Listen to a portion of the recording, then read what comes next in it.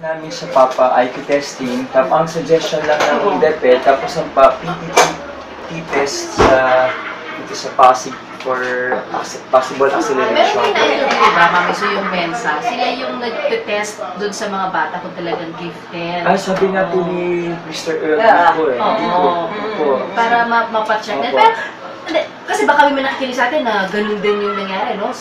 Noon nangyayari sa mga anak. Paano nyo napansin na talaga, tuloy-tuloy na yung development niya? Kailan siya nagkaroon ng interest magbasa o kayo mismo nag-introduce kay Joshua magbasa? Hindi po kasi, ma'am, ang bilis siya mag-pick up kahit na hindi siya nagpo-focus.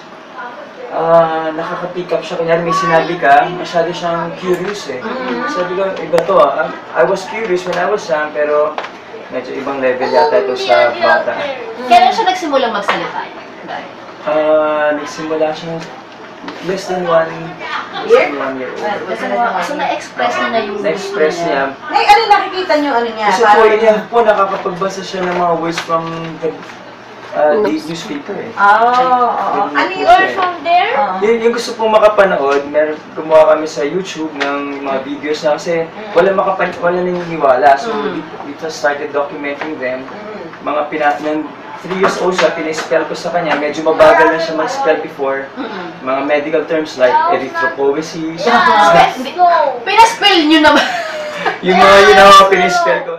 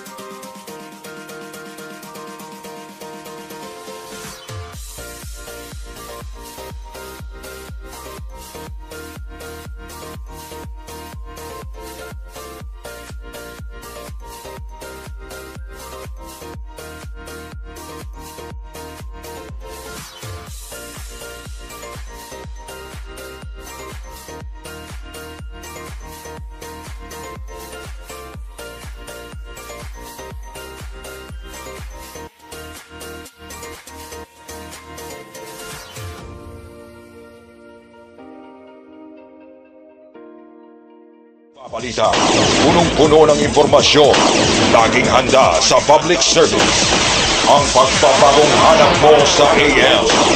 Ito ang DZME 1530.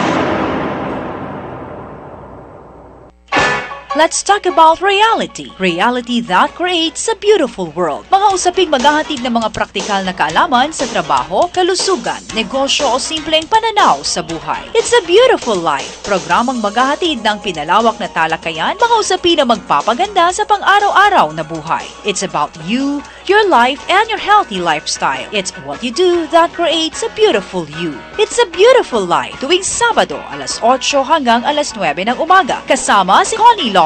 Dito pa rin sa himpilang kakampi ng masa. DZME 1530.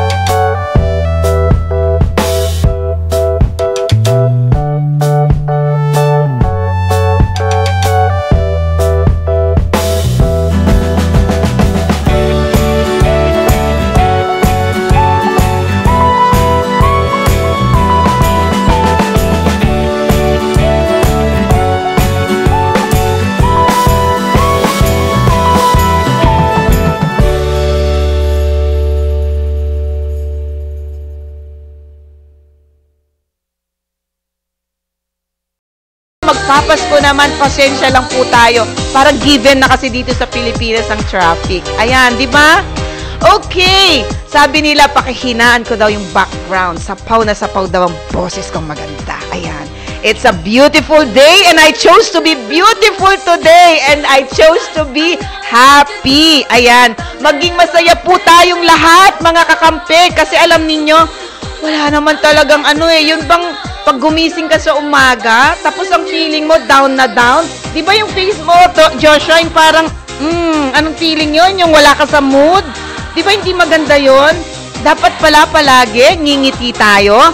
At pag ngumiti tayo, syempre, magiging positibo yung ating pananaw o yung tingin natin sa araw na to. And today, let us choose to be happy because today is a very special day because it's given to us by God, di ba? Hindi naman araw-araw po pwede. Alam niyo, napakaswerte nga natin. Every day na gumigising po tayo, yan po ay isang gift mula kay God, di ba? Gift yan palagi. That is why every day po, pagising natin sa umaga, let us always thank God. Let us thank God for the blessing, not just the blessing, but yung pong buhay na meron tayo. Okay, to continue with our program, ang bilis bang magsalita ni Tita Connie, Joshua? Ay, oo nga. Kasi nagmamadali ako, nalate ako kasi medyo matraffic talaga sa kalsada, Joshua. Oh, okay. Anyway, ano ba yung mga magagandang nangyari itong linggo na to dito sa ating bansa? Meron ba? Meron ba? Nanonood ka ba ng TV? Hindi naman. Hindi. Ay, oo. Sige, kasi ako nga hindi ko na sinasabi manood ka ng TV, iho, kasi kung minsan very negative yung mga napapanood po natin sa television, But this negativity, sometimes, these are the things that prod us to do better sa buhay po natin. Kasi kung minsan, pag wala po tayong gagawin dun sa mga nababalita natin, hindi maganda kung tayo'y tutunganga lang, di ba? Ayan, sige. Dinadaldal po ako nitong katabi ko ngayong umaga dito. But anyway, before we continue, I would like to congratulate po yung group natin sa social media. Nasa 10,000 na ba tayo, Maki? Ayan. 10, what? Okay. Malapit na po tayo sa 10,000. Ayan, 9,300 na po yung group ng It's a Beautiful Life with Connie Lopez. Ayan. Alam niyo, let us congratulate ourselves. Sinasabi ko nga, sabi nila kung minsan yung the social media, it's not really good. But you know what? I realize na alam niyo po, the interaction, reflections of our thoughts, our feelings that we share to each other. Kung minsan nga, ayan kagaya ngayon, hindi ko makikilala si Joshua kung hindi kami nagkita sa Facebook, di ba, Joshua? Oo. Alam mo, nakita ko yung picture mo, sabi ko, sino ba yung gwapong-gwapong? Kasi may blue eh. May blue, what? What blue? Ayan. Alam niyo kasi, these are chances na ako sa tingin ko hindi naman po ito mga coincidental. These chances to be able to meet people like, ayan, sinasabi ko nga, like Joshua, Mamaya po pakikilala natin who is really Joshua. But, before that, ayan, batiin po muna natin yung ating mga suki dito sa ating programa. Okay, Maki, pwede paki-roll down. Okay, we have Chuck Giocchino, we have Manila Man. Okay, basa ka doon. Do you know how to read? Ayan. But then I cannot see. Oh, you cannot see. Okay, Beth Ayala. We have Boyet Cruz. We have Enrique Fajardo. Elizabeth Macabebe. Jesus Fajardo. Aylan Covan. Si Virgie Espejo. Angel Fabular. And Rafi Escobar. Ayan, sige. Yun pong lahat ngayon na gustong manood dito sa ating programa live. Please visit ustream.tv/channel/DZME-Manila para ma-monitor niyo po ako, si Connie Lopez, at saka itong kasama kong gwapong bulilit sa tabi ko, si Joshua Thomas Soliman. Okay. And before that also, Maki, ang ating pong DZME text jocks, yung pong gustong sumali dyan po sa ating discussion later on. You can text us. Okay, if you don't know how to read that yet, Joshua, 0998 975. 975. Ano pa? 13. 1368. 68. Sige nga, na-memorize mo ba yun? 0998 975 1368. Okay. And for those of you na may produktong mga landline, please dial 861-6947. Ayan, ang ganda po. Maganda po magiging discussion natin today. Sabi ko nga sa inyo, araw ng Pasko, malapit na po yan. Ayan, ilang days na lang, 12 days to go. So, Joey, can we hear something, a beautiful music para sa Paskong ito? Ayan, Joey, take it away.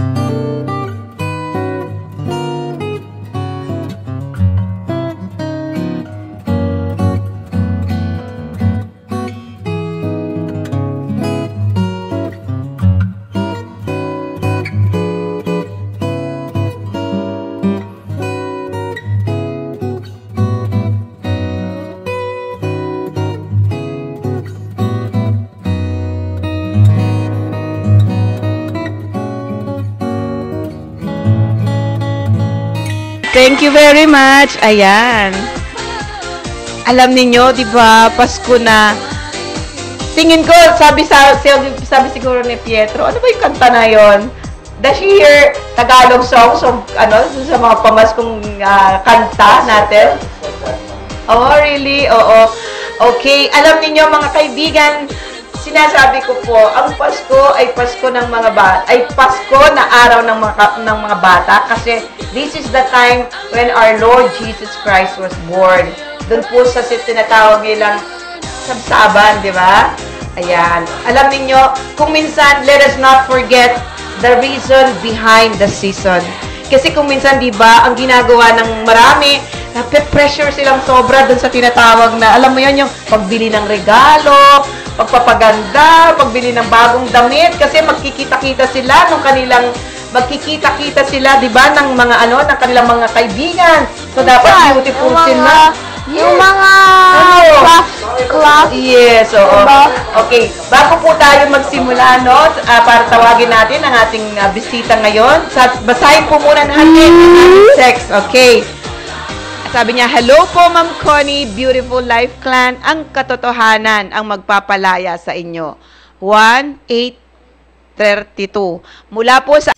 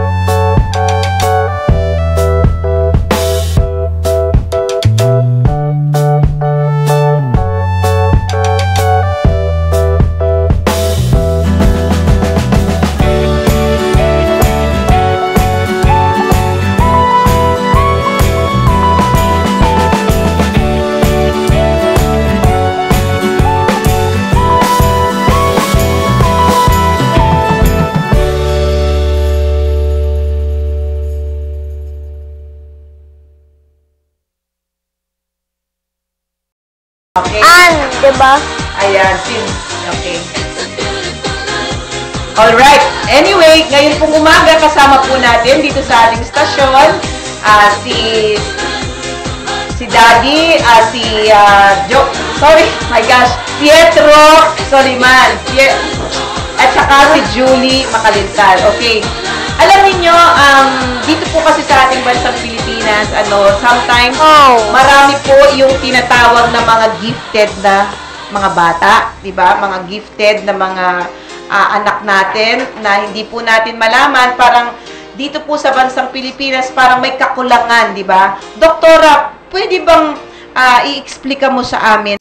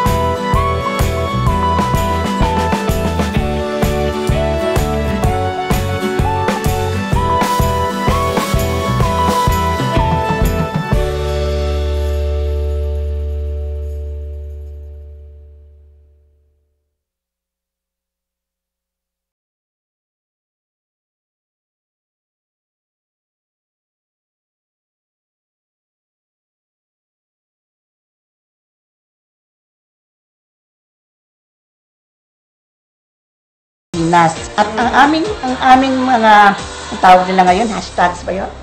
Ay ang Yeah, pantas, hashtags. nagtatanong, nananaliksik, nagtatanong, nagbabago. Ayun. Katulad na 3 hari na nagtanong, nasan ba si Jesus? Nagsaliksik sila kung paano namin makikita ang si Jesus. At nagbago sila ng plano dahil hindi na sila makakabalik.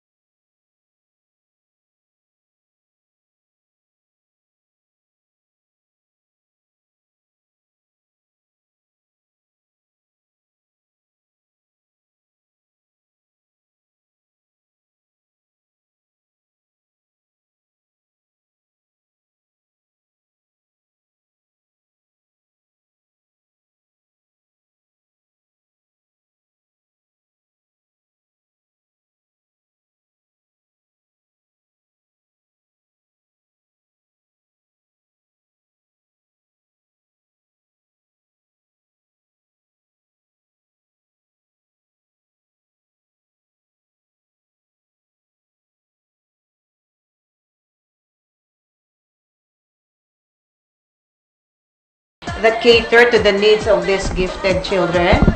Hindi, huwag niyo na, yeah, okay. Unfortunately, walang talagang place na pwede nilang matanungan o mapagpa-assessan or to help parents in general. Wala nun. Sa DepEd, meron silang SPED, I don't know if they call it a department or division. Pero ang problema dun kasi, ang specialization is more on the left side of the normal curve, yung may mga cognitive deficits, no? So sa gifted, wala talaga. Yun ang nakakalungkot dahil kung maintindihan naman nila na gifted yung bata, hindi nila alam kung anong gagawin. Yes, oo. Tama. Okay, so, upon learning na mayroon siyang special gift na gano'n, ano, kasi nakita nyo that he could memorize, nakita niya sa physical and then hinanap niya sa libro, talagang automatic na naituro niya, no, yung mga nakita niyang kinds of fruits. And then, what did you do next? Kumbaga, as parents, sabi niyo nga, nag-research kayo, probably sa internet, sa mga libro. Yeah, so, first, tinignan ko kung totoo ba yung sinasabi ng literature. Will I be able to teach this kid as said in the literature? Yes. So, lahat, yung developmental milestones na sinasabi ni Dr. Ho, everything was earlier. Kunyari siya, she was reading the newspaper without comprehension yet, at 2 and a half. Ganun siya. Yun, kung nakita niyo po yung mga videos na in-upload ko, kaya niya mag-spell ng mga medical terms at 3 years old. 3 years old, okay. So, ikaw, Mami, ano naman ang napansin mo kay Joshua? Kumbaga, sa kanyang mood, sa kanyang actions. Yes, he can read, he can spell out things na medyo mahirap spell siguro, even for somebody na medyo matanda na. Anong ginawa mo, Mami? Yeah. Well, nagdesisyon kami kasi someone will really have to focus on him. So, nag-decide kami. Sabi ko, since kung sa amin dalawang parents, siya yung nag-research and all. Tapos, alam niya kung paano i-approach yung bata. Sabi ko, sige, I will work. Just stay with him, focus on him. So, para lalo namin ma-nurture yung ano niya. Doktora, tama po ba yung kanilang approach na yun? In as much as hindi po sila mga eksperto, they might be doing the wrong thing, the wrong approach to the child. Na imbis na ma-nurture yung kanyang gift, baka naman iba yung kanilang magawa. Ang giftedness kasi napaka-complicated na factor. Akala ng mga tao, basta mataas ang IQ, gifted na, magsusucceed na yan. Hindi At the more profoundly gifted, mas malalim na pagka-gift, mas maraming problema.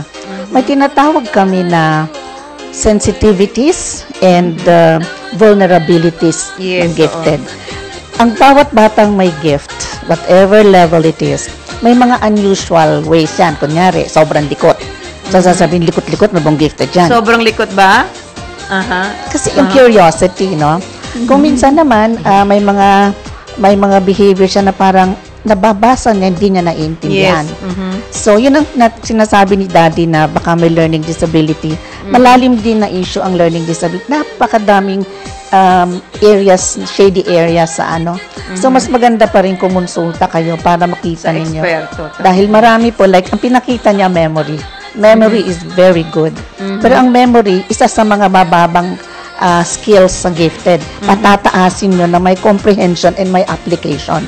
Yun ang hindi nyo pa siguro nakikita masyado. So kagaya, Doktora, nang nabanggit mo kanina, no, the gift is there, the talent is there, but it is up to us, yung sa kanya, tayo, yung mga nagmamahal sa kanya, yung eksperto, to develop that. And it could be developed even to a higher level. That's what you're saying.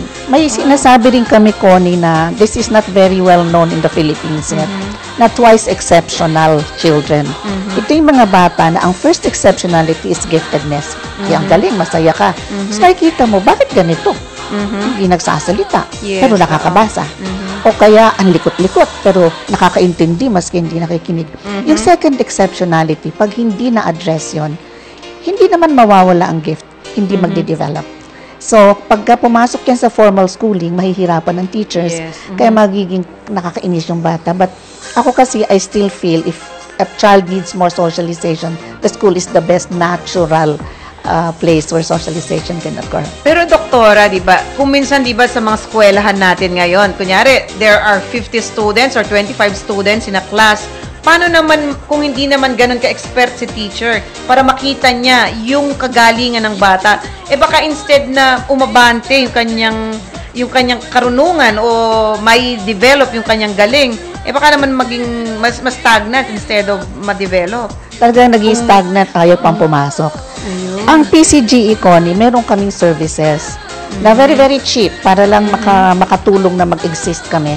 Meron kaming parenting. Nagkukondak ako ng training para sa mga teachers. I hope DepEd will hear this and respond to it because we do first level assessment para yung teacher, maski kindergarten teacher, makikita nila at tumutulong kami sa paggagawa ng programa. Marami po talagang dapat malaman tungkol sa giftedness. Ayun. Okay, Julie, Mami Julie, ano ba yung nakikita mong problema kung minsan pagka you're dealing with Joshua? Kumbaga, he looks like an angel, definitely. Pero, oh yeah, napangiti. Yeah, ayan. Okay. So, kung minsan ba, naglilikot ba siya or hindi mo siya maintindihan? Do you get frustrated? Of course, part talaga rin siya ng parenting. And yes, yung likot, given, you can see. Hindi naman yung sobra. You can control it naman. You can minimize it and all. Tsaka he will listen naman. So, pero yung parang bata talaga, iba lang yung, siguro yung understanding niya. But he acts his age still naman. Doktora, ano ba pwede mong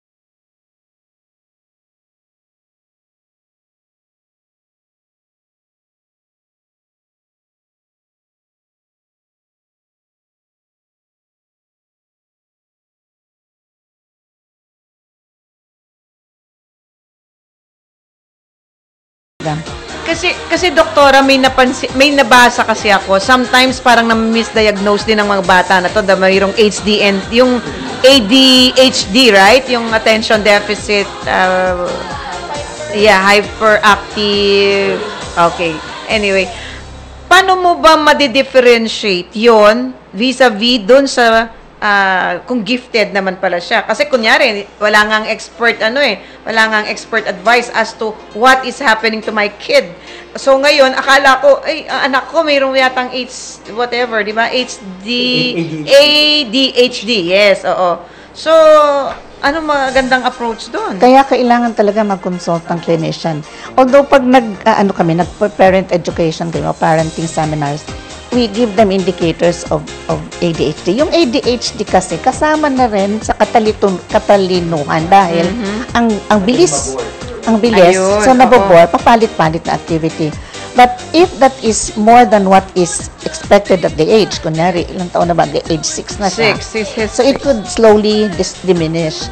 Pag hindi nag-diminish, then kailangan talaga malaman kung ano talaga yon at paano nahahamper.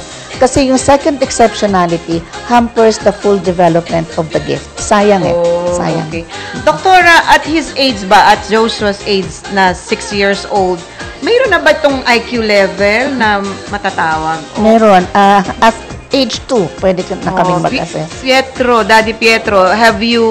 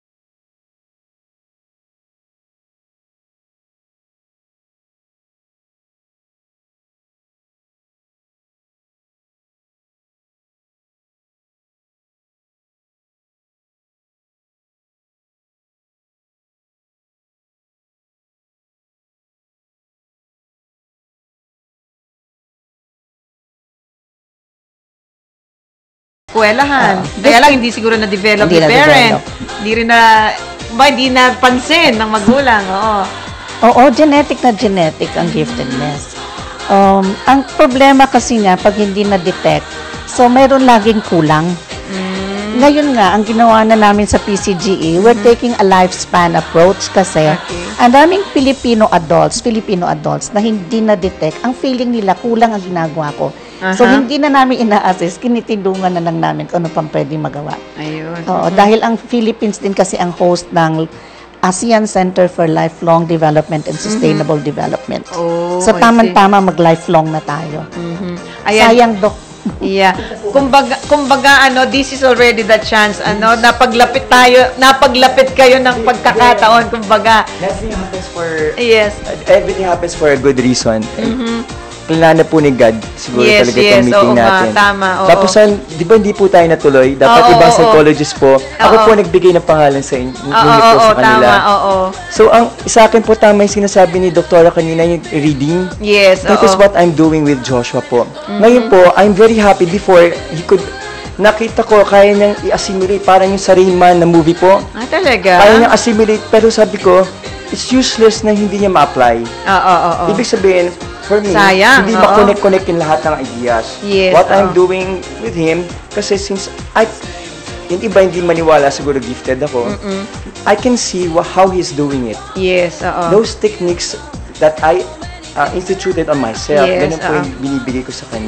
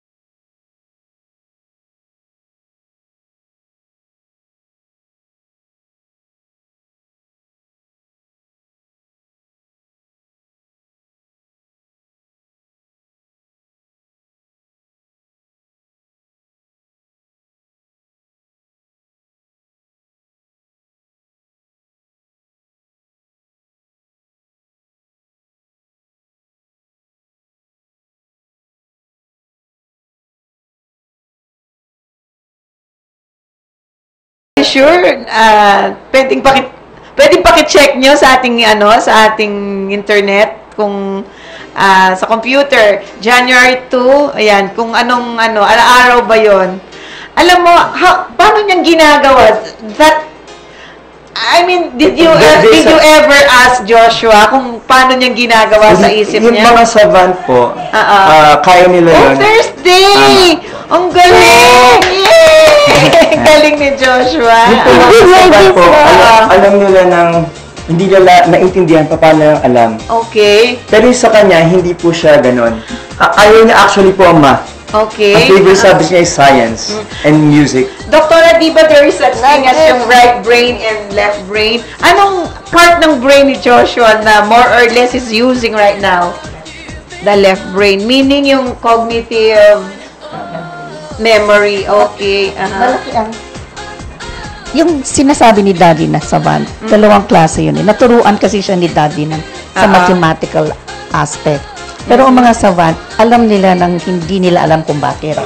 Ito yung, this can be a kind of second exceptionality, which Daddy and Mommy need to understand, because if this is not harnessed na magamit, ang importante sa kaalaman magamit. Yes, oo. Sayang dahil hindi siya susunod sa dapat niyang matutunan, and that's going to be a problem in school. Ang nangyayari kasi, pag hindi na-apply yan, maiinis siya at mabobore at mawawala siya sa atin. Okay. Ito yung sinabi mag-Singapore kayo, ayokong mawala ang mga gifted sa Pilipinas. Yes, dahil tama. Sila. Tama. Doktora, mayroon sabi dito, nag-text sa atin from 0917-917-70707. Sabi niya, pasample po ng intelligence ng bata. Pwede daw pagpasample. Okay. Ang elephant memory niya, Okay. ito pong capitals of the world. Okay. Ano po, mga ilan araw na lang. Kunyari, nanonood siya ng cartoons, tapos sasabihin ko, singit mo nga ito, Joshua, pwede. Hindi ko na tinuro po ito, hindi ko alam ito. Ito yung alam. Okay, hindi ba yan, doktora, yung yung parang tipong photographic memory? Pwede rin, ano? Pwede rin. Alam mo, hindi na kailangan sampulan. Yung kanyang nag-guess na Thursday ka pinanganak. Yes, and we have validated that's it. a kind of intelligence, which is like a savant. Nobody knows how he did it, how these children do it, but they do it. Kaya lang kasi ang memory, mababa yun Kasi higher than memory is processing. Yes. And then after processing is comprehending and applying.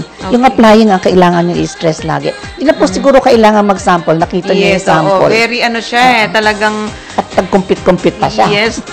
Kung makikita niyo po si Joshua, parang, alam niyo, yung pag nagmumuni-muni ka, nag-iisip siya, I mean, like, 1 minute, ilang minutes ba yon, Joshua? I think, like 1 minute only, na niya? Like 1.5 or 2. Oh, galing talaga.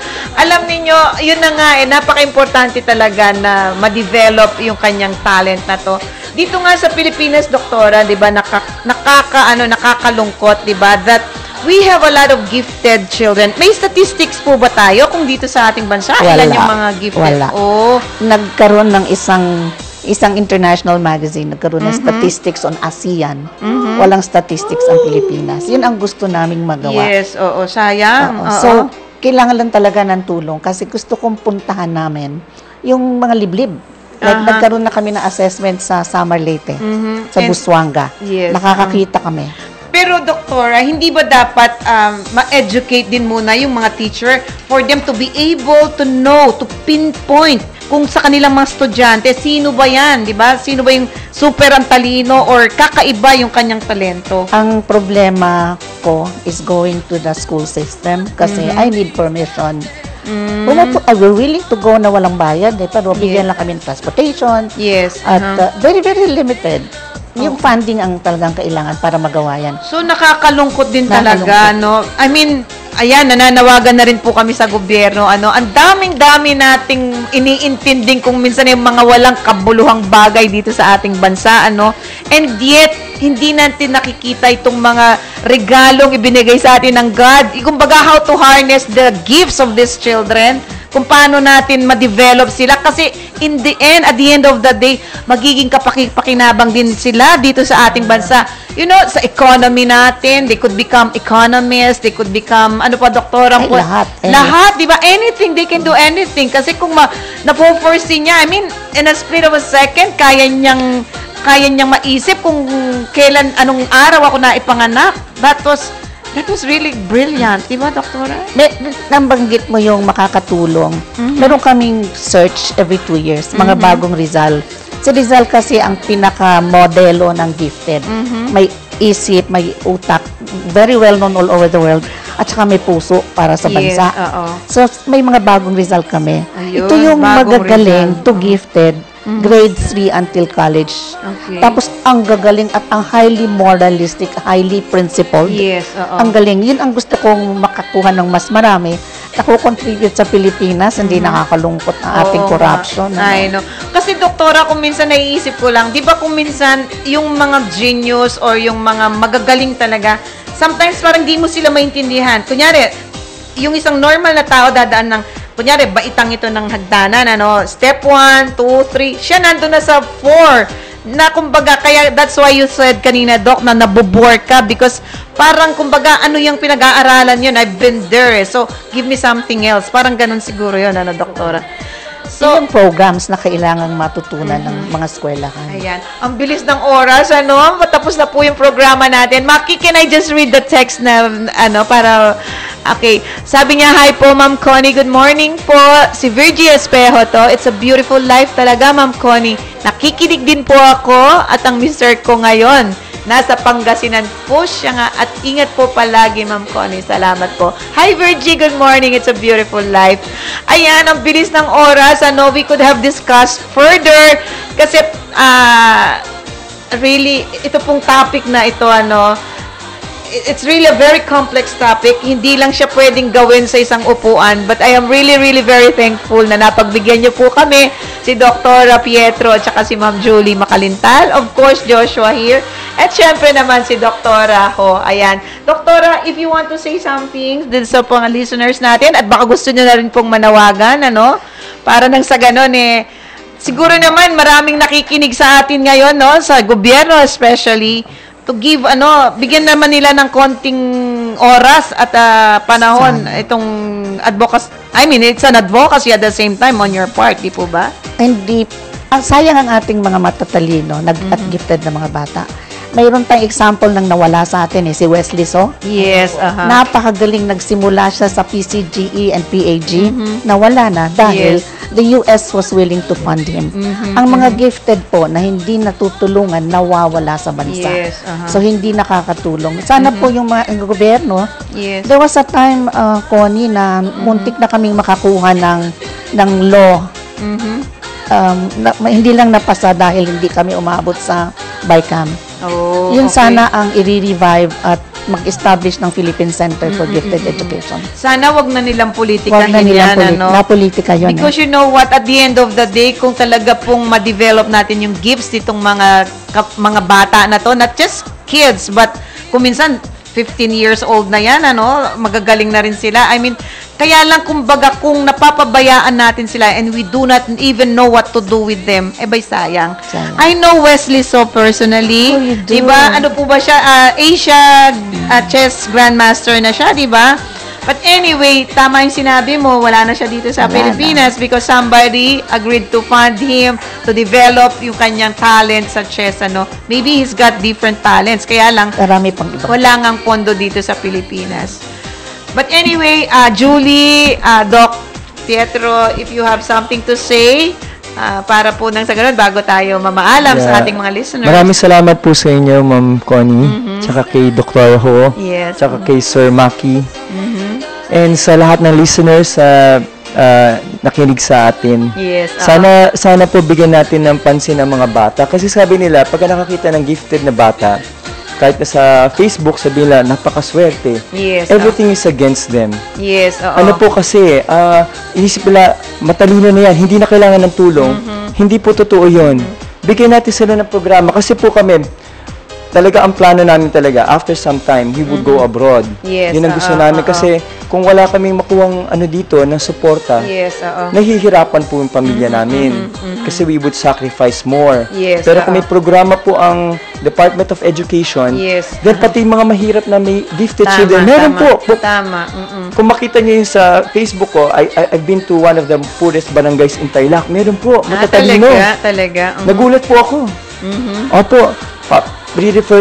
Ang matatalino po, nagulat ako na dito sa mga one of the poorest barangays, may mga gifted. So, ganun din. Wala ring Wala sila suporta, especially, sayang. ikaw nga, doktor ka. At least, you can bankroll kung ano man ang pwede mong gawin development para kay Joshua. But for the poor, paano naman ang gagawin Kawawa yan? Nasasayang. Nasasayang po. Okay. Can we hear from Joshua? Ayan, Joshua. It's not really like Thank you po. Okay. Oo. You wanna say something dun sa mga nakikinig sa atin, Joshua? Oo. Good morning po sa lahat. It's a beautiful life. Yes, oo. Okay. Pasko na. Anong sasabihin mo? 13 days lang, magiging Pasko. Ayan, see? 13 days na lang, magiging Pasko na. Totoo naman ang sinabi ni Pietro. Mami Julie, if you need to say something, ayan. On behalf of our family, yes, we would like to thank you, Ma'am Connie and Sir Maki, for inviting us today, at least given the chance. It's our pleasure. Ayan. And then si Doktora for having the time. Oo nga, spending the time to come here at the last minute, I think. Short notice, right? yes. Short notice. And also, sa lahat ng sumusuporta sa programang to, sa DZME, sa family namin, Makalintal, Soliman, and also sa FB friends, of course. Yes, oo. Kasi lagi sila nandun para sumuporta. Doktora, dapat ka-Facebook na ka na namin ngayon, ha? Dok, i-friend mo si Doktora para talaga. Pero dito siya friend. Ayan. Okay. So anyway, Doktora, please, if you wanna say something also before we end our program. Well, I'd like to thank you, Connie and Maki. Kasi, maski last minute, tatanggapin ko para lang makapaghingi kami ng tulong. And to create awareness to government that they need to help. Yes. Hindi po elitista ang program for the gifted. Dahil hindi namin hinahanap ang mayamang gifted. Naghahanap kami, we search for the disadvantaged gifted. Because without help, they can never be identified as gift. Yung mayayaman, kaya nila. Yes, yung mahihirap, meron akong igorot, meron akong Muslim. Talaga. They are wonderful. So, tulungan niyo po kami. Hindi po mabubuhay ang PCG. 5 taon na po kami, pero we're able to do inch by inch is a stitch. But we need help from government particularly. Sana yung bill na hindi napasa nun ay ma-refile at mapasa finally, so that we have a national center for gifted education na nandun lahat ng programa at may policy implications. Doktora, let's make it this could be the start. Maging mission po natin ito, and our program is with you. Yes, please. Thank you so much. Thank you very much. Okay. Maraming, ayan, on that note, mga kakampi, maraming salamat po sa pakikinig niyo muli sa amin tuwing Sabado. It's a beautiful life po. Isang maliit na isang maliit na komento dun sa sinabi ni Doktora at para na rin sa mga gifted child na kamukha ni Joshua Soliman. Alam nyo, dito po sa ating bansa, kung minsan nakakalungkot, kasi napakarami nga naman ng mga ganitong bata na talaga naman kung iisipin mo, kung anak mo siya, ano ang gagawin mo, paano mo siyang in-nurture. Di bali kung doktor ka, kagaya nila Dr. Pietro, what if ako'y isang hamak na empleyado lang, walang pera talaga. I do not even know na mayroon palang isang sentro na pinangungunahan ni Doktora Ho para nang sa ganon to address. Hindi ko po tatawaging problema kung hindi kung paanong i-develop itong mga batang ito. Sana ang gobyerno natin pag-isipan din nila because mga mga treasure ito ng ating bansa that we need to nurture. Hindi lang yung puro kung ano-anong purong klaseng pagkakakitaan ng iba-ibang klaseng politiko ang iniisip natin kung hindi ano ba yung mga treasure ng ating bansang Pilipinas wherein we could develop children like Joshua here with us. In the future po kasi, sila po rin po ang tutulong sa ating bansa. Can you imagine kung at this certain age na siguro ang ginagamit niya doktor na naisip niya or utak niya kakapuranggot, what if na-develop niya? Can you imagine kung anong klaseng wonder ang pwedeng maisip ng batang kagaya ni Joshua para sa buong Pilipinas, diba? And I think we really need that. Okay, on that note po, maraming salamat muli. Sa Happy Earth Foundation po, kumusta na kayo dyan sa lahat po ng mga happy volunteers, and we are also inviting you to join our Facebook, It's a Beautiful Life by Connie Lopez. Maraming salamat po. A small prayer lang po para sa ating lahat. Lord Jesus Christ, thank you very much for the many blessings of our beautiful life. May the light of your love shine in our hearts today and for the rest of our lives. Ayan, susunod na po ang napakagandang programang Motorsiklo Exclusivo. Ayan, it's a beautiful life. Good morning po! Let's talk about reality. Reality that creates a beautiful world. Mga usaping maghahatid ng mga praktikal na kaalaman sa trabaho, kalusugan, negosyo o simpleng pananaw sa buhay. It's a beautiful life. Programang maghahatid ng pinalawak na talakayan, mga usapin na magpapaganda sa pang-araw-araw na buhay. It's about you, your life, and your healthy lifestyle. It's what you do that creates a